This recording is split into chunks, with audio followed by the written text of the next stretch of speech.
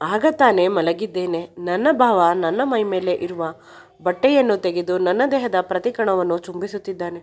ಸಂಪೂರ್ಣವಾಗಿ ನನ್ನ ದೇಹದ ಮೇಲೆ ಅವನ ಆಕ್ರಮಣ ಜಾಸ್ತಿ ಆಯಿತು.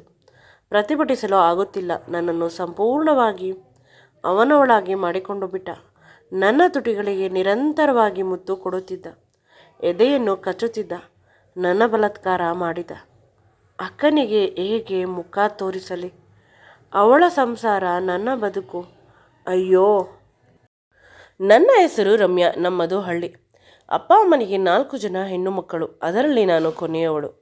3ನೇ ಅಕ್ಕನನ್ನು ತುಂಬ ಶ್ರೀಮಂತರ ಮನೆಗೆ ಕೊಟ್ಟು ಮದುವೆ ಮಾಡಿದರು.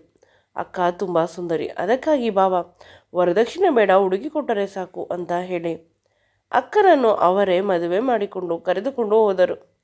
ಅಕ್ಕನಿಗಾಗಿ ಒಡವೆ ಮಾಡಿಸಿದರು. ಚಂದ ಚಂದದ ಸೀರೆಗಳನ್ನು ತೆಗೆದುಕೊಟ್ಟರು ಮದುವೆಯಲ್ಲಿ ಓಡಾಡಲು. ನನಗೂ ಮತ್ತು ನನ್ನ ಉಳಿದ ಅಕ್ಕಂದಿರಿಗೂ ಕೂಡ ಚಂದದ ಬಟ್ಟೆಗಳು, ಒಡವೆಗಳು ಎಲ್ಲವನ್ನೂ ತೆಗೆದುಕೊಟ್ಟರು. ಪ್ರತಿಯೊಬ್ಬರು ಹೇಳುತ್ತಿದ್ದರು, ನನ್ನ ಅಕ್ಕ ಅದೃಷ್ಟವಂತಳು ಅಂತ. SSLC ಆಯಿತು. ಈಗ ನಾನು ಕಾಲೇಜಿಗೆ ಹೋಗಬೇಕು. ಸಂಬಂಧಿಕರ ಮನೆಯಲ್ಲಿ ವಯಸ್ಸಿಗೆ ಬಂದ ಹುಡುಗಿ ಬೇಡ. ಹಾಸ್ಟೆಲ್ನಲ್ಲಿ ಹುಷಾರಾಗಿ ಇರಬೇಕು. ಅಲ್ಲೂ ಕೂಡ ಆ ಕಡೆ ಈ ಕಡೆ ಮನಸ್ಸು ಹರಿಸಬಾರದು. ಒಳ್ಳೆ ಹುಡುಗಿಯವರ ಸಹವಾಸ ಮಾತ್ರ ಮಾಡು ಅಂತ ಅಪ್ಪ ನನಗೆ ಯಾವಾಗಲೂ ಬುದ್ಧಿವಾದ ಹೇಳುತ್ತಿದ್ದರು. ಅಪ್ಪ, ನಾನು ಹೋಗುತ್ತಿರುವುದು ನಿನ್ನ ಹೆಸರನ್ನು ಬೆಳಗಿಸಲು. ಯಾವುದೇ ತಪ್ಪನ್ನು ಮಾಡುವುದಿಲ್ಲ, ನೀನು ಹೆದರಬೇಡ ಅಂತ ಅಪ್ಪನನ್ನು ಗಟ್ಟಿಯಾಗಿ ತಬ್ಬಿಕೊಂಡು ಅಪ್ಪನ ಕೆನ್ನೆಗೆ ಮುತ್ತು ಕೊಟ್ಟೆ. ನನಗೆ ಅಪ್ಪ ಎಂದರೆ ತುಂಬ ಇಷ್ಟ. ಅವನು ನನ್ನ ಪ್ರಾಣ, ನನ್ನ ಪ್ರಪಂಚ. ಅವನಿಗಾಗಿ ಈ ಬದುಕು. ಸಿಟಿಗೆ ಹೋಗಬೇಕಾದಾಗ ಅಮ್ಮ ಹೇಳುತ್ತಾಳೆ, 3ನೇ ಅಕ್ಕ ಮೊನ್ನೆ ತಾನೇ ಮದುವೆ ಆಗಿದ್ದಾಳೆ. ಅವಳ ಮನೆಗೆ ನಾವು ತೋಟದಲ್ಲಿ ಬೆಳೆದಿರುವ ಮಾವು, ತೆಂಗು, ಬಾಳೆ ಎಲ್ಲವನ್ನು ತೆಗೆದುಕೊಂಡು ಹೋಗಿ, ಅದಲ್ಲದೆ ಹಸುವಿನ ತುಪ್ಪವನ್ನು 2 kg ತೆಗೆದುಕೊಂಡಿದ್ದೇನೆ. ಅದನ್ನು ಕೂಡ ಅವಳಿಗೆ ತೆಗೆದುಕೊಂಡು ಹೋಗಿ ಅವಳ ಗಂಡ ಖುಷಿಪಟ್ಟರೆ ನಮ್ಮನ್ನು ಚೆನ್ನಾಗಿ ನೋಡಿಕೊಳ್ಳುತ್ತಾನೆ, ಅಂದರೆ ನಮ್ಮ ಖರ್ಚಿಗೆ ದುಡ್ಡು ಕೊಡುತ್ತಾನೆ ಅನ್ನುವುದು ಅಮ್ಮನ ಆಸೆ. ಅಪ್ಪ ತುಂಬ ಕೋಪ ಮಾಡಿಕೊಂಡು ಅಮ್ಮನ ಮುಖ ನೋಡಿದರು. ಆದರೂ ಕೂಡ ಅಕ್ಕನಿಗೆ ಏನೇನು ಬೇಕು ಎಲ್ಲವನ್ನು ತೆಗೆದುಕೊಂಡು ನಾನು ಮತ್ತು ಅಪ್ಪ ಪೇಟೆಯ ಕಡೆ ನಡೆದೆವು. ನಾವು ಅವರ ಮನೆಗೆ ಹೋದ ತಕ್ಷಣ ಅಲ್ಲಿ ರಾಜಮರ್ಯಾದೆ ಸಿಕ್ಕಿತು. ಪ್ರತಿಯೊಬ್ಬರು ಅಲ್ಲಿ ತುಂಬ ಪ್ರೀತಿಯಿಂದ ಮಾತನಾಡಿದರು. ನನಗಂತೂ ತುಂಬ ಖುಷಿಯಾಯಿತು. ನನ್ನ ಅಕ್ಕ ಒಳ್ಳೆಯ ಮನೆಗೆ ಬಂದಿದ್ದಾಳೆ ಅಂತ. ಭಾವ ನೋಡಲು ತುಂಬ ಚೆನ್ನಾಗಿದ್ದಾರೆ. ಹೇಳಬೇಕು ಅಂದರೆ ಅಕ್ಕನಿಗಿಂತ ಅಷ್ಟೊಂದು ಶ್ರೀಮಂತರು. ಅವರಿಗೆ ಈ ಪೇಟೆಯಲ್ಲಿ ಹುಡುಗಿಯರು ಸಿಗಲಿಲ್ಲವೇ? ಜಾಸ್ತಿ ಆಯಿತು. ಅಷ್ಟರಲ್ಲಿ ಅಕ್ಕ ಚಂದದ ಪಲಾವನ್ನು ತಂದುಕೊಟ್ಟಳು. ಅದನ್ನು ನೋಡಿ ಮೈ ಜುಮ್ ಅಂತ ಅನಿಸಿತು. ಬರೀ ದ್ರಾಕ್ಷಿ, ಗೋಡಂಬಿ, ತರಕಾರಿ ಇದೇ ಇತ್ತು ಆ ಅನ್ನದಲ್ಲೇ. ಈ ರೀತಿಯ ಅನ್ನವನ್ನು ಎಂದು ತಿಂದಿರಲಿಲ್ಲ. ಕೊನೆಗೆ ಅಕ್ಕ, ಭಾವ ನಾವು ಪೇಟೆಗೆ ಬಂದ ವಿಷಯವನ್ನು ತಿಳಿದು ಎಲ್ಲೂ ಹೋಗಬಾರದು. ನಾನೇ ಕಾಲೇಜಿಗೆ ಸೇರಿಸುತ್ತೇನೆ. ಇಲ್ಲಿಂದಲೇ ಕಾರು, ಡ್ರೈವರ್ ಎಲ್ಲ ಇರುತ್ತದೆ, ಹೋಗು. ಆ ಗೌರ್ಮೆಂಟ್ ಹಾಸ್ಟೆಲ್ನಲ್ಲಿ ಓದುವ ಅವಶ್ಯಕತೆ ಇಲ್ಲ. ನನ್ನ ಮುದ್ದು ನಾದಿನಿ ಇರುವ ಅವಶ್ಯಕತೆ ಇಲ್ಲ. ಇಷ್ಟೊಂದು ಆಸ್ತಿ ಪಾಸ್ತಿ ಇದ್ದುಕೊಂಡು ನೀನು ಆ ಹಾಸ್ಟೆಲ್ನಲ್ಲಿ ಇದ್ದರೆ ಜನ ನನ್ನನ್ನು ನೋಡಿ ಅಪಹಾಸ್ಯ ಮಾಡುತ್ತಾರೆ ಅಂತ ಕೋಪ ಮಾಡಿಕೊಂಡರು. ಭಾವ ಅಕ್ಕ ಕೂಡ ಅದೇ ರೀತಿ ಹೇಳಿದರು. ಕೊನೆಗೆ ಅಪ್ಪನನ್ನು ಸಮಾಧಾನ ಮಾಡಿ ಒಪ್ಪಿಸಿದರು. ಈಗ ಭಾವ ನನ್ನನ್ನು ಒಂದು ದೊಡ್ಡ ಕಾಲೇಜಿನಲ್ಲಿ ಸೇರಿಸಿದರು. ಈಗ ನನ್ನ ಜೀವನ ಚೆನ್ನಾಗಿ ಸಾಗುತ್ತಿದೆ. ಅಕ್ಕನ ಮನೆಯಲ್ಲಿ ಒಂದು ಚಂದ ಇರುವ ರೂಮು ನನಗೆ ಕೊಟ್ಟಿದ್ದಾರೆ. ಅದರಲ್ಲಿ AC ಇದೆ. ಮನೆಯಲ್ಲಿ ಆಳು ಕಾಳುಗಳು ಇದ್ದಾರೆ. ಮೊದಲು ತುಂಬ ಖುಷಿಯಾಗುತ್ತಿತ್ತು, ನಾನು ಎಷ್ಟು ಅದೃಷ್ಟ ಮಾಡಿದ್ದೇನೆ ಅಂತ.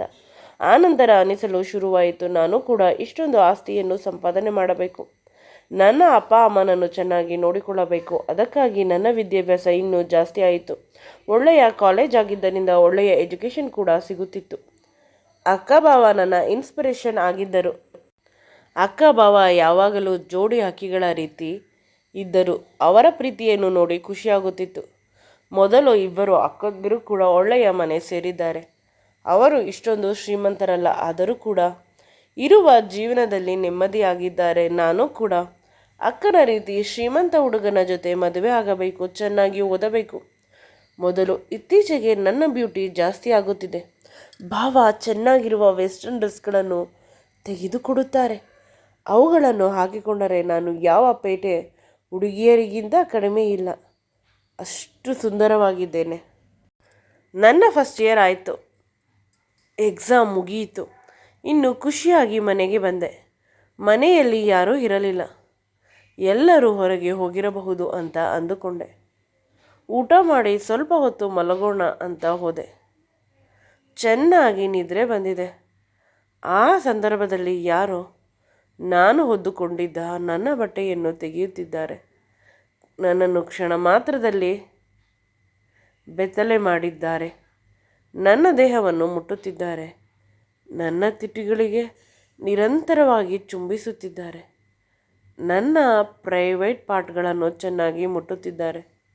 ದೈಹಿಕ ಸುಖವನ್ನು ತೆಗೆದುಕೊಳ್ಳುತ್ತಿದ್ದಾರೆ. ಪ್ರತಿಭಟಿಸಬೇಕು ಅಂತ ಅನ್ನಿಸಿದ್ದರೂ ಕೂಡ ನನ್ನ ಕೈಯಲ್ಲಿ ಆಗುತ್ತಿಲ್ಲ. ನನ್ನದು ಅರೆಪ್ರಜ್ಞಾವಸ್ಥೆ. ಕಿರುಚಲು ಬಾಯಿ ತೆಗೆದೆ. ಅಷ್ಟರಲ್ಲಿ ಬಾಯಿಗೆ ಬಟ್ಟೆಯನ್ನು ಹಾಕಿದರು.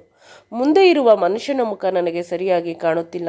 ಆದರೂ ಕೂಡ ಪ್ರತಿ ಕ್ಷಣವೂ ನನ್ನ ದೇಹವನ್ನು ಆಕ್ರಮಿಸಿಕೊಳ್ಳುತ್ತಿದ್ದಾನೆ. ನನ್ನನ್ನು ಸಂಪೂರ್ಣವಾಗಿ ವಿವಸ್ತ್ರಗೊಳಿಸಿ ಅವನಿಗೆ ಬೇಕಾದ ಸುಖವನ್ನು ತೆಗೆದುಕೊಳ್ಳುತ್ತಿದ್ದಾನೆ. ನನ್ನ ಹೊಟ್ಟೆ ತುಂಬ ನೋವುತ್ತಿದೆ. ಆದರೂ ಆ ಮನುಷ್ಯ ನನ್ನನ್ನು ಬಿಡುತ್ತಿಲ್ಲ. ಇದಾದ ಸ್ವಲ್ಪ ಹೊತ್ತಿಗೆ ಏನಾಯಿತು ತಿಳಿಯುತ್ತಿಲ್ಲ. ಪ್ರಜ್ಞೆ ತಪ್ಪಿದೆ. ಎಚ್ಚರವಾದಾಗ ನಿಧಾನವಾಗಿ ಎಲ್ಲ ನೆನಪಾಯಿತು. ನನ್ನ ದೇಹವನ್ನು ಯಾರೋ ಬಳಸಿಕೊಂಡಿದ್ದಾರೆ ಅಂತ. ಕನ್ನಡಿಯ ಮುಂದೆ ನಿಂತು ನೋಡಿದಾಗ ತಿಳಿಯಿತು, ನನ್ನ ದೇಹದ ತುಂಬ ಯಾರೋ ಕಚ್ಚಿದ ಗಿಂಡಿದ ಗುರುತುಗಳಿವೆ. ಇದರಿಂದ ಸಾಬೀತಾಯಿತು ನನ್ನ ಜೊತೆ ಬಲಾತ್ಕಾರವಾಗಿದೆ ಅಂತ. ಆದರೆ ನನಗೆ ಎಚ್ಚರವಾಗಿಲ್ಲ. ಆಗ ಪಕ್ಕದಲ್ಲಿ ಇದ್ದ ಲೋಟವನ್ನು ನೋಡಿದೆ. ಹಾಲಿಗೆ ಯಾರಾದರೂ ಏನಾದರೂ ಹಾಕಿರಬಹುದು. ಮನೆಯಲ್ಲಿ ನಾನೊಬ್ಬಳೇ ಇದ್ದಿದ್ದು. ಹಾಲನ್ನು ಮಿಕ್ಸ್ ಮಾಡಿಕೊಂಡಿದ್ದು ಕೂಡ ನಾನು. ಅದು ಹೇಗೆ ಸಾಧ್ಯ? ಆ ಸಂದರ್ಭದಲ್ಲಿ ಭಾವನ ಧ್ವನಿ ಕೇಳಿತು. ಬಟ್ಟೆಯನ್ನು ಹಾಕಿಕೊಂಡು ಹೊರಗೆ ಬಂದು ನೋಡಿದೆ. ನಿನ್ನ ಅಕ್ಕ 3 ದಿನ ಹೊರಗೆ ಹೋಗಿದ್ದಾಳೆ. ಕೆಲಸದವರಿಗೆ ಹೇಳಿ ಸ್ವಲ್ಪ ಅಡಿಗೆ ಏನಾದರೂ ಮಾಡಿಸು ಅಂತ ಹೇಳಿದರು. ನೀವು ಯಾವಾಗ ಬಂದಿದ್ರಿ ಅಂತ ಕೇಳಿದ್ದಕ್ಕೆ ನೀನು ಕಾಲೇಜಿನಿಂದ ಬಂದ ತಕ್ಷಣ ಬಂದೆ. ನಿನ್ನ ಅಕ್ಕ ಬೆಳಿಗ್ಗೆನೇ ಟ್ರಿಪ್ಗೆ ಹೋಗಿದ್ದಾಳೆ ಗೆಳತಿಯರ ಜೊತೆ. ದುಃಖ ಉಮ್ಮಳಿಸಿ ಬಂತು.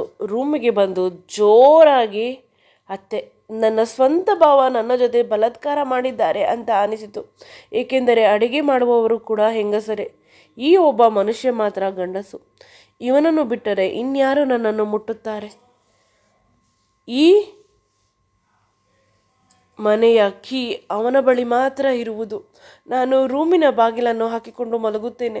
ಹೊರಗಡೆಯಿಂದ ಇವರು ಲಾಕ್ ತೆಗೆದರೆ ಮಾತ್ರ ಒಳಗೆ ಬರಬಹುದು. ಅಯ್ಯೋ, ನನ್ನ ಜೊತೆ ನನ್ನ ಅಕ್ಕನ ಸಂಸಾರ ಹಾಳಾಗಿ ಹೋಗುತ್ತಿದೆ. ಹೇಗಿದ್ದರೂ ಎಕ್ಸಾಮ್ ಆಯಿತು. ನಾನು ಈ ಮನೆಯನ್ನು ಬಿಟ್ಟು ಹೋಗುತ್ತೇನೆ.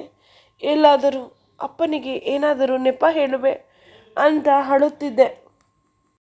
ಇದೇ ಯೋಚನೆಯಲ್ಲಿ ಇದ್ದವಳಿಗೆ ಕೆಲಸದವಳು ಬಂದು ಏನು ಮಾಡಬೇಕು ಅಂತ ಕೇಳಿದಾಗ ಎಚ್ಚರವಾಯಿತು. ಅವಳಿಗೆ ಏನೋ ಒಂದು ಹೇಳಿ ಪುನಃ ಮಲಗಿಕೊಂಡೆ. ಭಾವ ಬಂದು ಪುನಃ ನೋಡಿದರು. ಅವರು ಬಂದ ತಕ್ಷಣ ಬೆಚ್ಚಿದೆ. ಏಕೆ, ಏನಾಯಿತು? ಹುಷಾರಿಲ್ಲವೇ? ಡಾಕ್ಟರನ್ನು ಕಳಿಸುತ್ತೇನೆ ಅಂತ ಹೇಳಿ ಅವರು ಹೊರಗೆ ಹೋದರು. ಅದೇ ರೀತಿ ಅವರು ಹೋದ ಸ್ವಲ್ಪ ಹೊತ್ತಿಗೆ ಡಾಕ್ಟರ್ ಬಂದರು. ಡಾಕ್ಟರ್ಗೆ ಏನೂ ಹೇಳಿಲ್ಲ, ಜ್ವರ ಅಂತ ಹೇಳಿ ಮಲಗಿದೆ. ಅವರು ಟ್ಯಾಬ್ಲೆಟ್ಸನ್ನು ಕೊಟ್ಟರು. ನನ್ನ ದೇಹವನ್ನು ಅವರು ಮುಟ್ಟಲು ಕೂಡ ನಾನು ಬಿಟ್ಟಿಲ್ಲ. ಬದಲಿಗೆ ಥರ್ಮೋಮೀಟರನ್ನು ನಾನೇ ತೆಗೆದುಕೊಂಡು ಪರೀಕ್ಷಿಸಿಕೊಟ್ಟೆ. ಟೆಂಪರೇಚರ್ ಸ್ವಲ್ಪ ಇದೆ ಅಂತ ಹೇಳಿ ಮಾತ್ರೆ ಕೊಟ್ಟು ಹೋದರು. 1-2 ದಿನ ಆದ ಮೇಲೆ ಅಕ್ಕ ಬಂದಳು. ಅಕ್ಕನನ್ನು ತಬ್ಬಿಕೊಂಡು ಜೋರಾಗಿ ಅಳಲು ಶುರು ಮಾಡಿದೆ. ವಿಷಯ ಏನು ಅಂತ ಕೇಳಿದಾಗ ಏನೂ ಇಲ್ಲ, ನೀನು ತುಂಬ ದಿನ ಹೊರಗಡೆ ಹೋಗಿದ್ದೆ, ನಿನ್ನನ್ನು ನೋಡಬೇಕು ಅಂತ ಅನಿಸಿತು ಅಂತ ಹೇಳಿದೆ ಅಷ್ಟೇ. ಅವಳ ಸಂಸಾರ ಹಾಳು ಮಾಡುವ ಅವಶ್ಯಕತೆ ಇಲ್ಲ. ಏಕೆಂದರೆ ಅಕ್ಕ ಭಾವನ ಜೊತೆ ತುಂಬ ಚೆನ್ನಾಗಿದ್ದಾಳೆ. ಭಾವ ಕೂಡ ಚೆನ್ನಾಗಿ ನೋಡಿಕೊಳ್ಳುತ್ತಾರೆ. ನನ್ನ ಜೊತೆ ಆದ ಕೆಟ್ಟ ವಿಷಯವನ್ನು ಹೇಳಿದರೆ ಅವಳ ಸಂಸಾರ ಹಾಳಾಗಿ ಹೋಗುತ್ತದೆ ಅಂತ ನಾನು ನನ್ನ ಬಟ್ಟೆಗಳನ್ನೆಲ್ಲ ಪ್ಯಾಕ್ ಮಾಡಿ ಊರಿಗೆ ಹೋಗುತ್ತೇನೆ ಅಂತ ಹೇಳಿದೆ.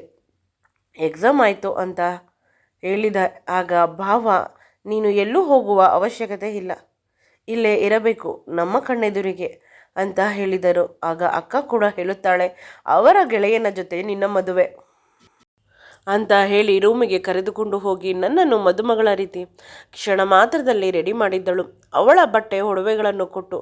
ಇದೆಲ್ಲ ಆಶ್ಚರ್ಯ. ಭಾವನ ಜೊತೆ ಆದ ಕೆಲಸ ಅಕ್ಕನಿಗೆ ತಿಳಿದಿರಬೇಕು. ಮನೆಯಿಂದ ಓಡಿಸಿ ಬಿಡೋಣ ಅಂತ ಈ ರೀತಿ ಮಾಡುತ್ತಿದ್ದಾಳೆ. ಇನ್ನು ನನ್ನ ಕೋಪ ಜಾಸ್ತಿಯಾಗಿ ಮುಖ ಕೆಂಪಾಯಿತು. ಇನ್ನೊಬ್ಬರ ಮನೆಯಲ್ಲಿ ಇರಬಾರದು ಅಂತ ಹೇಳುತ್ತಾರೆ. ಈ ವಿಷಯಕ್ಕೆ ಇರಬಹುದು ಅಂತ ಅಂದುಕೊಂಡೆ. ಹುಡುಗನನ್ನು ಒಂದೆರಡು ಸಲ ನೋಡಿದ್ದೇನೆ. ಭಾವನ ಗೆಳೆಯ ಆದಿ. ನೋಡಲು ಭಾವನಷ್ಟು ಚೆನ್ನಾಗಿಲ್ಲ, ಆವ್ರೇಜ್. ಆದರೆ ಅಪ್ಪ ಅಮ್ಮ ಎಲ್ಲ ಹಳ್ಳಿಯಲ್ಲಿ ಇದ್ದಾರಂತೆ. ಅವನೊಬ್ಬನೇ ಮಗ, ಹೆಣ್ಣು ಮಕ್ಕಳು ಇಲ್ಲ, ಆರಾಮವಾಗಿ ಇರಬಹುದು ನೀನು ಅಂತ ಅಪ್ಪ ಅಮ್ಮ ಎಲ್ಲ ಖುಷಿ ಪಡುತ್ತಿದ್ದಾರೆ. ನನಗೂ ಕೂಡ ಅವನು ಇಷ್ಟವಾದ. ಆದರೆ ಈ ಎಂಜಲು ದೇಹವನ್ನು ಅವನಿಗೆ ಹೇಗೆ ಅರ್ಪಿಸಲಿ? ಅಳು ಬಂತು. ರೂಮಿಗೆ ಹೋಗಿ ಜೋರಾಗಿ ಅಳಲು ಶುರು ಮಾಡಿದೆ. ಮನೆಯಲ್ಲಿ ಮದುವೆಯ ತಯಾರಿ ನಡೆಯುತ್ತಿದೆ. ಆದಿ ಪದೇ ಪದೇ ನನ್ನನ್ನು ಮೀಟ್ ಮಾಡಬೇಕು ಅಂತ ಹೊರಗೆ ಕರೆಯುತ್ತಿದ್ದಾನೆ. ನನಗೆ ಭಯ, ಎಲ್ಲಿ ಭಾವನ ಜೊತೆ ನಡೆದಿದ್ದನ್ನು ಹೇಳಿಬಿಡುತ್ತೇನೆ ಅಂತ. ಒಮ್ಮೊಮ್ಮೆ ಅನಿಸುತ್ತದೆ ಹೇಳಿಬಿಡೋಣ ಅಂತ. ಹೇಳಿದರೆ ಅಕ್ಕನ ಸಂಸಾರ ಹಾಳಾಗಿ ಹೋಗುತ್ತದೆ, ನನ್ನ ಬದುಕು ಮುಗಿದು ಹೋಗುತ್ತದೆ. ಹೇಳದೆ ಹೋದರೆ ಆತ್ಮಸಾಕ್ಷಿ ನನ್ನನ್ನು ಚುಚ್ಚಿ ಸಾಯಿಸುತ್ತದೆ. ಭಾವನನ್ನು ತಂದೆಯ ರೀತಿ ಅಂತ ಅಂದುಕೊಂಡೆ. ಆದರೆ ಅವರು ಏಕೆ ಈ ರೀತಿ ಮಾಡಿದರು? ಕಣ್ಣೀರು ಜಾಸ್ತಿ ಆಗುತ್ತಿದೆ. ಅಕ್ಕ ಬಂದು ಪುನಃ ಹೇಳಿದಳು, ಆದಿ ನಿನ್ನನ್ನು ಮೀಟ್ ಮಾಡಬೇಕಂತೆ, ನೋಡು. ಯಾಕೆ ಇಷ್ಟೊಂದು ದೂರ ಹೋಗುತ್ತಿದ್ದೀಯಾ? ಅಕ್ಕ ರೂಮಿನಿಂದ ಹೊರಗೆ ಹೋಗಲಿ ಅಂತ ನಾನು ಬಾತ್ರೂಮ್ಗೆ ಹೊರಟು ಹೋದೆ. ಅಲ್ಲೂ ಹೋಗಿ ಅವಳಿಗೆ ಕೇಳಿಸದೆ ಅಳುತ್ತಿದ್ದೆ. ಬಂದು ಮಲಗಿಬಿಟ್ಟೆ. ಹೊರಗೆ ಹೋಗಲು ಭಯ. ಅದಕ್ಕೆ ಆ ಭಯದಲ್ಲಿ ನಿದ್ರೆ ಚೆನ್ನಾಗಿ ಬಂತು. ಇನ್ನು ನಿದ್ರೆಯ ಮಂಪರು ಇದೆ. ಯಾರೋ ನನ್ನ ಕೈಯನ್ನು ಹಿಡಿದುಕೊಂಡು ಮುತ್ತು ಕೊಡುತ್ತಿದ್ದಾರೆ. ಎಚ್ಚರವಾದಾಗ ಬೆಚ್ಚಿದೆ. ನನ್ನ ಕೈಯನ್ನು ಹಿಡಿದುಕೊಂಡು ಅಳುತ್ತಿದ್ದಾನೆ ಆದಿ. ನನಗೆ ಆಶ್ಚರ್ಯವಾಗಿ ಅವನ ಕಡೆ ನೋಡಿದೆ. ಸಾರಿ ಅಂತ ಹೇಳಿದ. ಪರವಾಗಿಲ್ಲ, ಮುತ್ತುಗಳು ನಡೆಯುತ್ತಂತೆ ಮದುವೆಗಿಂತ ಮುಂಚೆ ಅಂತ ಹೇಳಿದಾಗ ಅವನ ಮುಖ ಕಪ್ಪಾಯಿತು. ಅವನ ಕಣ್ಣಲ್ಲಿ ಅವನಿಗೆ ತಿಳಿಯದೆ ಕಣ್ಣೀರು ಬರುತ್ತಿದೆ. ನನಗೆ ತಿಳಿಯದೆ ನಾನು ಅವನ ಕಣ್ಣೀರನ್ನು ಒರೆಸಿದೆ. ಅವನ ಕಣ್ಣೀರು ಇನ್ನೂ ಜಾಸ್ತಿ ಆಯಿತು. ನನಗೆ ಏನೋ ಅರ್ಥವಾಗುತ್ತಿಲ್ಲ, ಏಕೆ ಅಳುತ್ತಿದ್ದಾನೆ ಅಂತ.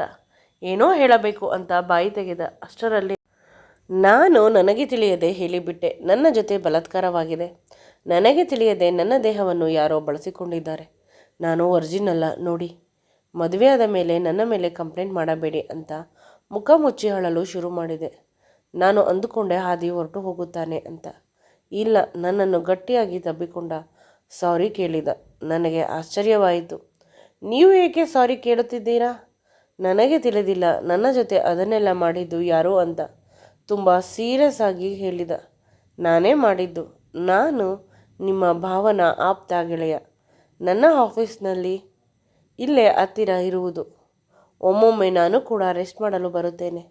ಈ ಮನೆಯ ಒಂದು ಕೀ ನನ್ನ ಜೊತೆ ಇದೆ. ಅಂದು ನಾನು ಫ್ರೆಶ್ ಆಗಲು ಬಂದೆ. ನಿನ್ನ ಸೌಂದರ್ಯವನ್ನು ನೋಡಿ ನಾನು ಕಳೆದು ಹೋದೆ. ನಿನ್ನ ಅಕ್ಕ ಭಾವ ಮದುವೆಯಾದ ದಿನದಿಂದಲೂ ನಾನು ನಿನ್ನನ್ನು ಪ್ರೀತಿಸುತ್ತಿದ್ದೇನೆ. ನನ್ನ ಡ್ರೀಮ್ ಪ್ರಾಜೆಕ್ಟ್ ಸಿಕ್ಕಿದ ನಂತರ ನಿನ್ನ ಜೊತೆ ಮದುವೆ ಬಗ್ಗೆ ಪ್ರಸ್ತಾಪ ಮಾಡುವ ಅಂತ ಅಂದುಕೊಂಡೆ. ಆದರೆ ಅಂದು ನೀನು ಉದ್ದ ಕೂದಲನ್ನು ಬಿಟ್ಟುಕೊಂಡು ರೆಡ್ ಕಲರ್ ಲಿಪ್ಸ್ಟಿಕ್ಕನ್ನು ಹಾಕಿ ನನ್ನನ್ನು ನಿನ್ನ ಹತ್ತಿರ ಬರಲು ಸ್ವಾಗತಿಸುತ್ತಿದ್ದೆ ಅಂತ ನನಗೆ ಅನಿಸಿತು. ಮತ್ತೆ ನನಗೆ ಎಚ್ಚರವಾಗಲಿಲ್ಲ. ಅರೆ ಮಂಪರು ಇತ್ತು. ಅದು ನಾನು ಹೊಸ ರೀತಿಯ ಪರ್ಫ್ಯೂಮನ್ನು ಸ್ಪ್ರೇ ಮಾಡಿದ್ದೆ. ಪರ್ಫ್ಯೂಮ್ ಅಲರ್ಜಿ ಇರುವವರಿಗೆ ತಲೆ ಸುತ್ತು ಬರುತ್ತದೆ. ಮುಂದೆ ಏನೋ ಆಗುತ್ತಿದೆ, ಅದೇನೋ ತಿಳಿಯುವುದಿಲ್ಲ. ಅಂದು ಕೂಡ ನಿನಗೆ ಅದೇ ರೀತಿ ಆಗಿದ್ದು. ಈಗಲೂ ನಿನಗೆ ಇಷ್ಟವಿದ್ದರೆ ಮದುವೆ ಆಗಬಹುದು. ಇಲ್ಲವಾದರೆ ನಾನು ಮಾಡಿದ ತಪ್ಪಿಗೆ ಪ್ರಾಯಶ್ಚಿತ ಅಂತ ಅಂದುಕೊಳ್ಳುತ್ತೇನೆ. ತಲೆ ಬಗ್ಗಿಸಿಕೊಂಡು ಅಳುತ್ತಿದ್ದಾನೆ. ಅವನಿಗೆ ನನ್ನ ಕಣ್ಣನ್ನು ನೋಡುವ ಧೈರ್ಯವಿಲ್ಲ. ನಂತರ ಆದಿಯನ್ನು ಗಟ್ಟಿಯಾಗಿ ತಬ್ಬಿಕೊಂಡೆ. ಮದುವೆಯಾದ ಮೇಲೆ ನಡೆಯಬೇಕಾಗಿದ್ದು ಮದುವೆಗಿಂತ ಮುಂಚೆ ಆಯಿತು ನಿಜ. ಆದರೆ ಸ್ವಲ್ಪ ಸಮಾಧಾನ ಇದೆ. ಯಾರು ನನ್ನ ಶೀಲವನ್ನು ಹಾಳು ಮಾಡಿದರೂ ಅವರು ನನ್ನನ್ನು ಮದುವೆ ಆಗುತ್ತಿದ್ದಾರೆ ಎಂದೂ ಕೂಡ ನನ್ನ ಪರ್ಮಿಷನ್ ಇಲ್ಲದೆ ನನ್ನ ದೇಹವನ್ನು ಮುಟ್ಟಬಾರದು ಅಂತ ಹೇಳಿದೆ. ಅದಕ್ಕೆ ಆಯಿತು ಅಂತ ತಲೆ ಅಲ್ಲಾಡಿಸಿದ. ಈಗ ಮನಸ್ಸಿಗೆ ಸಂಪೂರ್ಣ ಸಮಾಧಾನ. ಭಾವನ ಮೇಲೆ ತಪ್ಪಾಗಿ ತಿಳಿದುಕೊಂಡಿದ್ದೆ. ಇಲ್ಲ, ಅವರು ತುಂಬ ಒಳ್ಳೆಯವರು. ನನಗೆ ಮತ್ತು ನನ್ನ ಅಕ್ಕನಿಗೆ ಒಂದು ಒಳ್ಳೆಯ ಜೀವನ ಕೊಟ್ಟವರು. ಆಕಸ್ಮಿಕವಾಗಿ ಆದ ಈ ವಿಷಯವನ್ನು ದೊಡ್ಡದು ಮಾಡಿದರೆ ಏನೂ ಸಿಗುವುದಿಲ್ಲ. ಏನು ಆಗಬಾರದು ಅದು ಹಾಗೆ ಹೋಗಿದೆ. ತಪ್ಪು ಮಾಡಿದವನು ನನ್ನ ಎದುರಿಗೆ ಕಣ್ಣೀರು ಹಾಕುತ್ತಿದ್ದಾನೆ. ನನ್ನನ್ನು ಮದುವೆಯಾಗಿ ರಾಣಿಯ ರೀತಿ ನೋಡಿಕೊಳ್ಳುತ್ತಾನೆ. ಇಬ್ಬರು ಆ ಸಮಯದಲ್ಲೂ ಕೂಡ ಪುನಃ ಒಂದಾದೆವು. ನನಗೆ ನನ್ನ ಬದುಕು ಸರಿ ಹೋಯಿತು. ನನ್ನನ್ನು ಮುಟ್ಟಿದ, ನನ್ನ ದೇಹದ ಪ್ರತಿ ಅಂಗವನ್ನು ಚುಂಬಿಸಿದವನೇ ನನ್ನ ಗಂಡನಾಗುತ್ತಿದ್ದಾನೆ ಅನ್ನುವ ನೆಮ್ಮದಿ ಇದ್ದರೆ, ಇನ್ನೊಂದೆಡೆ ಕ್ಷಮೆ ಕೇಳಿ ಪ್ರಾಯಶ್ಚಿತ್ತದಿಂದ ತನ್ನನ್ನು ತಾನು ಸರಿ ಮಾಡಿಕೊಂಡ ಆದಿ. ಇಬ್ಬರೂ ಕೂಡ ತಮ್ಮ ತಮ್ಮ ಪ್ರೀತಿಯನ್ನು ಮುಚ್ಚಿಡಲು ಸಾಧ್ಯವಾಗದೆ ಪುನಃ ಅದೇ ಹಾಸಿಗೆಯ ಮೇಲೆ ನಮಗೆ ತಿಳಿಯುವ ರೀತಿಯು ಒಂದಾದೆವು. ಈ ಬಾರಿ ಯಾವುದೇ ಪ್ರೆಷರ್ ಆಗಲಿ ಭಯವಾಗಲಿ ಇರಲಿಲ್ಲ, ಏಕೆಂದರೆ ಮುಂದಿನ ವಾರ ನಾವಿಬ್ಬರು ಮದುವೆ ಆಗುತ್ತೇವೆ. ಸುಂದರವಾದ ಬದುಕನ್ನು ಸ್ವಾಗತಿಸಲು ಇಬ್ಬರು ಸಜ್ಜಾಗಿ ನಿಂತಿದ್ದೇವೆ. ಈ ವಿಡಿಯೋ ನಿಮಗೆ ಇಷ್ಟವಾಗಿದ್ದಲ್ಲಿ ನಮ್ಮ ಚಾನಲನ್ನು ಲೈಕ್ ಮಾಡಿ, ಶೇರ್ ಮಾಡಿ ಮತ್ತು ಸಬ್ಸ್ಕ್ರೈಬ್ ಮಾಡಿ. Thank you.